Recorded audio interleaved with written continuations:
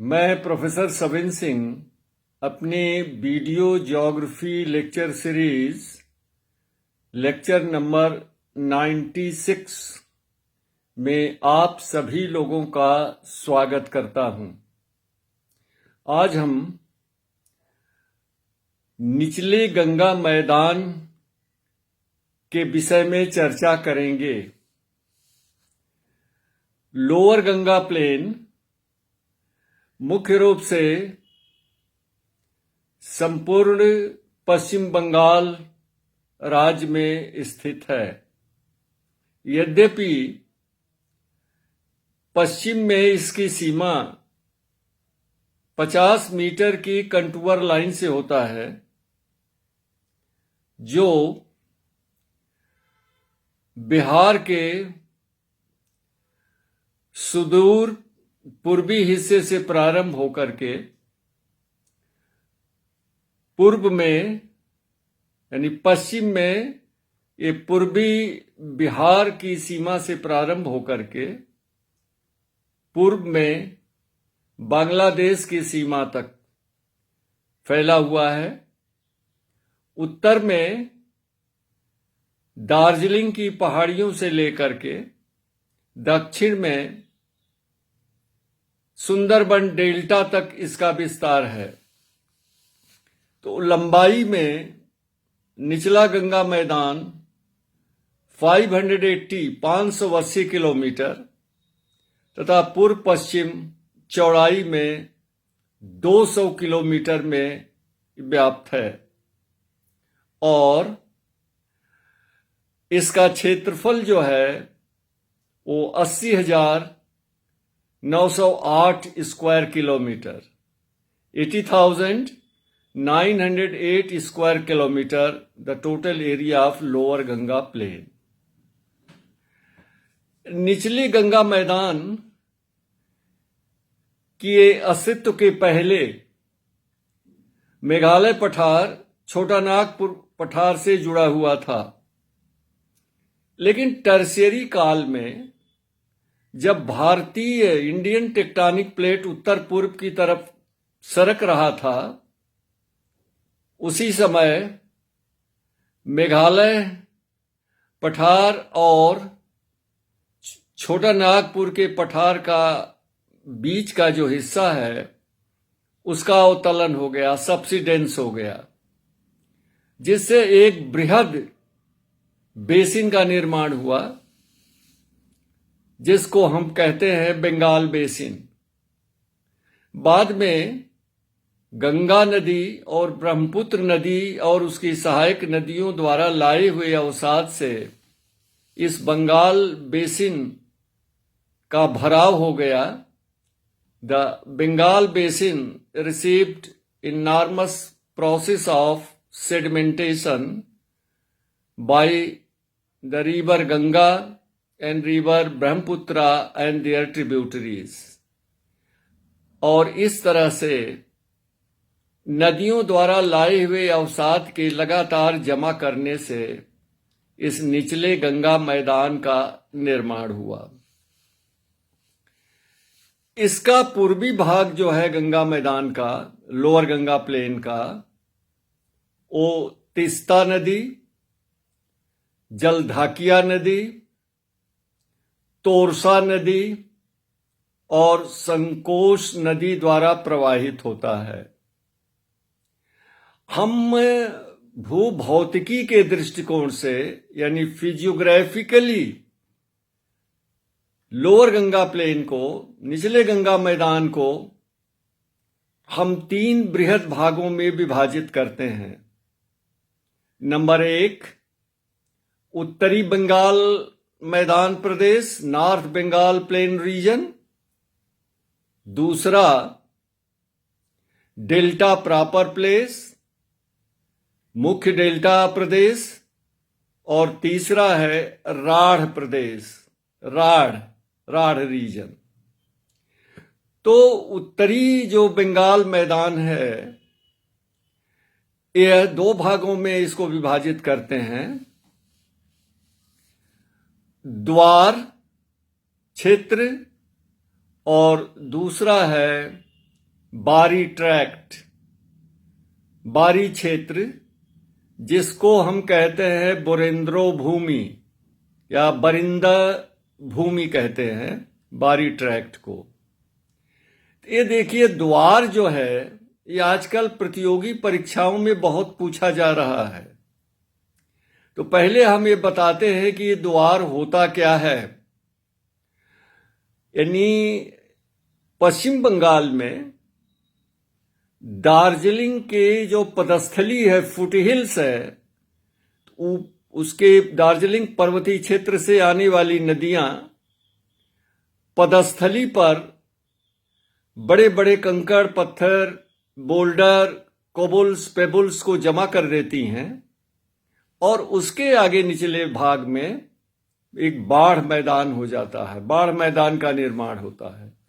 तो Dooars landscape is basically known as a flood plain at the foot hills of the Darjeeling Himalayas in north Bengal, in West Bengal, at the foothills of Shivalik ranges in Assam, at the foothills of Shivalik in Sikkim। तो सिक्किम में, पश्चिम बंगाल में और आसाम में पर्वतों के पदस्थली पर निर्मित इस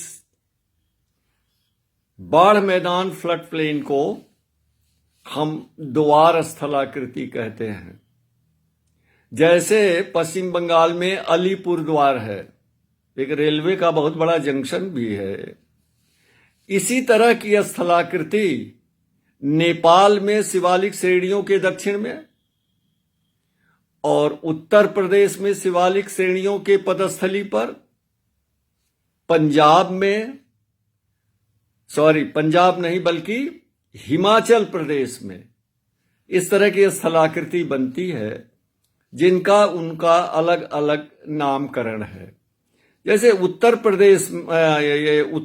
प्रदेश के में, बल्कि कहिए उत्तराखंड में, उत्तराखंड राज्य में शिवालिक के दक्षिणी भाग में इस तरह द्वार स्थलाकृतियां जो हैं वह दो, मतलब पर्वत श्रेणी, शिवालिक श्रेणी के बीच का जो गैप होता है, अंतराल होता है, उसको द्वार कहते हैं। देखिए, सिक्किम, पश्चिम बंगाल और आसाम में पहाड़ियों के पदस्थली पर बने हुए फ्लड प्लेन को द्वार कहते हैं और उत्तराखंड में शिवालिक श्रेणियों के बीच में जो गैप होता है, जिससे हो करके और उत्तर की तरफ मिडिल हिमालय और ग्रेटर हिमालय की तरफ जाया जा सकता है, वो गैप को द्वार कहते हैं। जैसे देखिए, हरिद्वार, कोट द्वार, और जो फ्लड प्लेन जो नदियों द्वारा जमा किया हुआ जो बृहद मैदान बन जाता है, उसको वहां दून कहते हैं। जैसे दून घाटी है, दून घाटी एलुवियम से जब भर गई है तो उसको हम दून प्लेन कहते हैं, जहां जिस पर बसा हुआ है देहरादून। इसी तरह का दून जो है हिमाचल प्रदेश में भी पाया जाता है। तो ये पहला जो प्रदेश हुआ लोअर गंगा प्लेन का, वह ये जो दार्जिलिंग पहाड़ियों के पदस्थली पर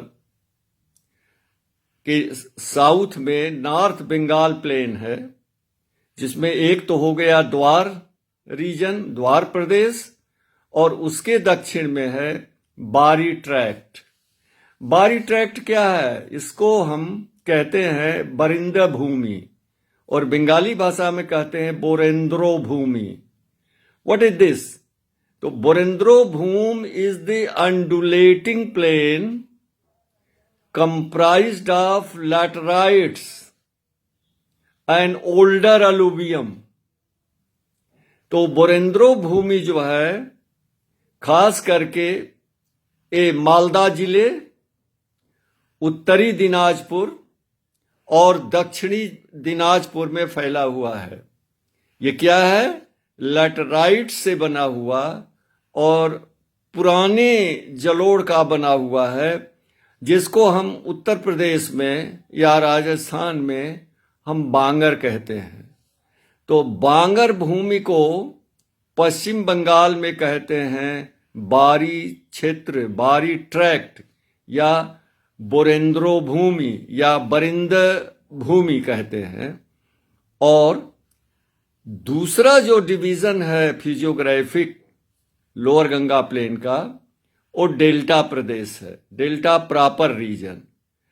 इसमें 3 भाग होते हैं इसके: मोरी बंद रीजन, मेच्योर डेल्टा रीजन और तीसरा है एक्टिव डेल्टा रीजन, जो कि चला जाता है बंगाल की खाड़ी में, जिसमें ये सागर आइलैंड वगैरह हैं।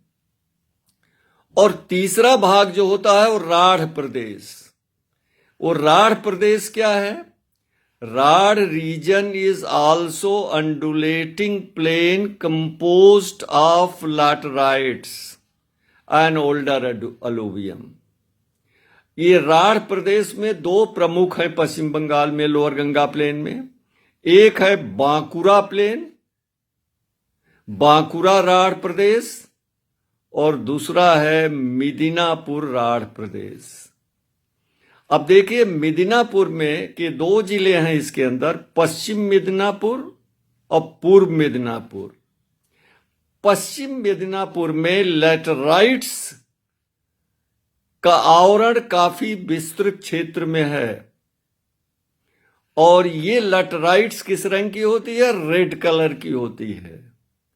और इस लैटराइट भूमि पर सिलावटी नदी और उसकी सहायक नदियों ने अपर्दन करके बड़े बड़े बीहड़ों का निर्माण कर दिया है।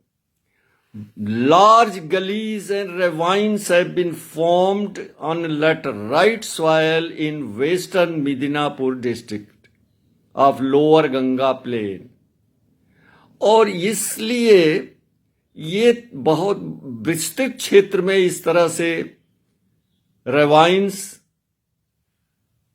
और गलीज, बीहड़ों का जो निर्माण हुआ है, उसके कारण उस क्षेत्र को बैडलैंड भूमि कहते हैं। हिंदी में इसको कहते हैं उत्खात स्थलाकृति, बैडलैंड लैंडस्केप।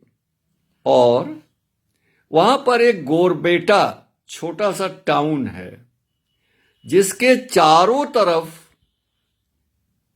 बैडलैंड का काफी गहराई तक विस्तार हुआ है।